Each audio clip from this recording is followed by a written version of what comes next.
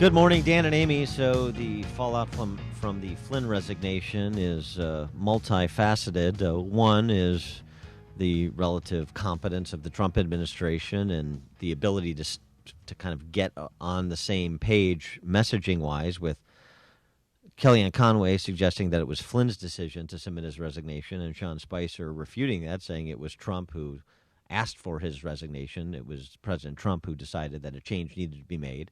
They both agree that it's a trust issue, not a legal issue. And so the fallout is about that, the kind of the stability of the inner circle of the Trump presidency. That's one. I think, too, is Mike Pence being left out of this for 15 days. He didn't know when he had to go on all the talk shows and lie, basically. That's still point number one, the stability of the Trump administration. Number two is leaking the intercepts.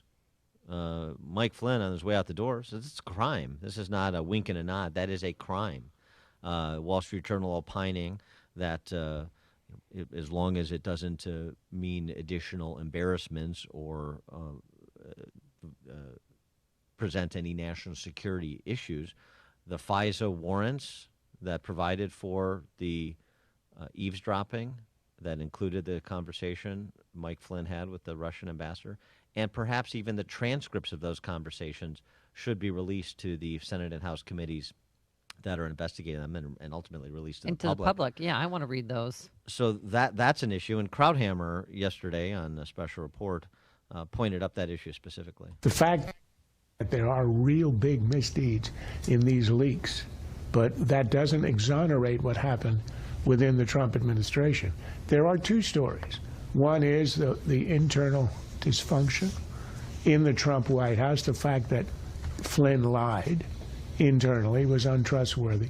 But the other story is the scandal of these leaks. Look, we cannot have our intelligence agencies eavesdropping on Americans and releasing it to the press.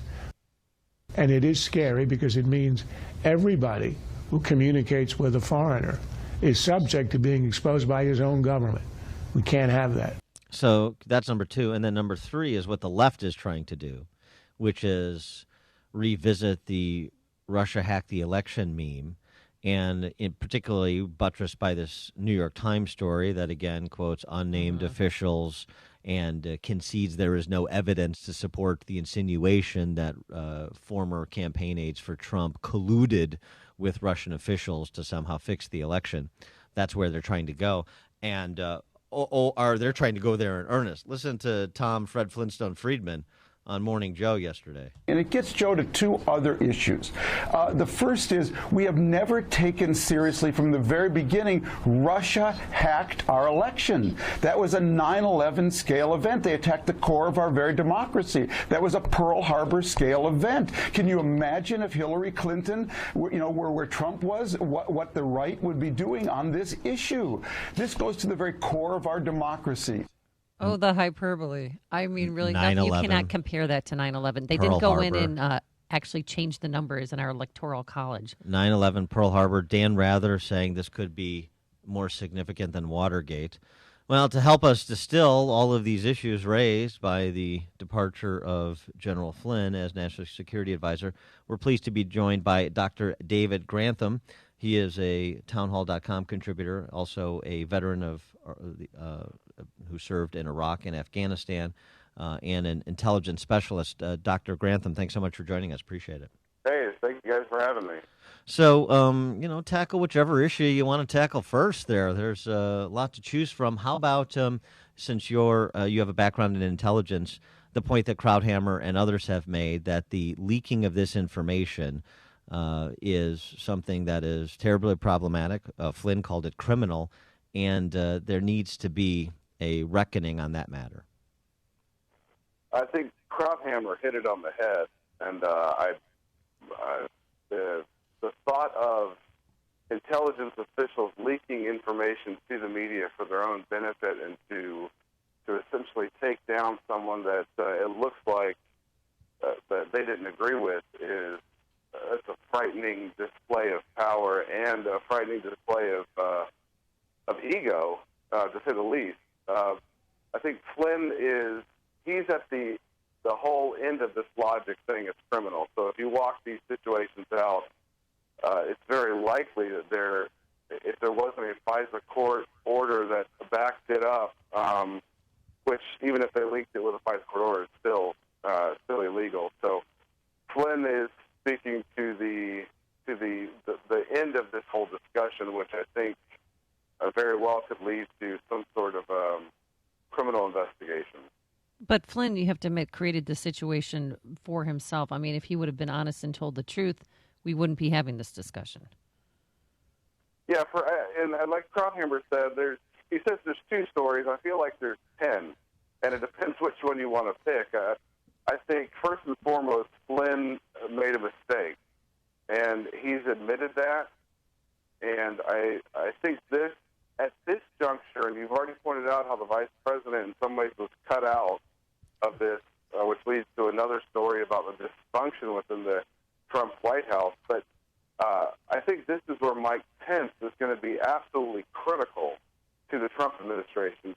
One, he has the political experience to navigate these types of things. He dealt with stuff in Indiana with the bill that came up regarding the bakeries and the selling to homosexual weddings and stuff. So he's dealt with this controversy. He's also a man of integrity, one I personally respect, and he's well respected among elected officials. So he's going to be key to trying to navigate these waters for the Trump administration, who clearly still can't seem to get a grip on a coherent message. And but going back to your point, yes, Flynn did it to himself in many ways.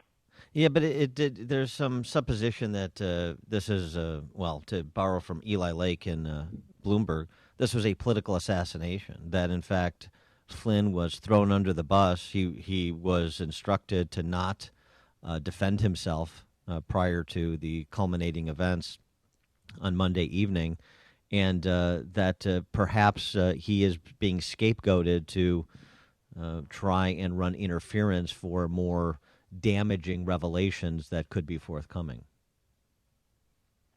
That could very well be the case, and I do think there is a level of as Lake calls it, political assassination. I'm hard-pressed to envision a scenario in which Flynn has stepped down because he engaged in criminal or measurable nefarious activity. So while he made a mistake in talking to in what he explained to the vice president, that this was he didn't mention the expulsion of the 35 diplomats, Russian diplomats. He didn't mention that to Pence, or he did not word it in such a way that told Pence that he had talked about that with the Russian ambassador. That's what it boils down to.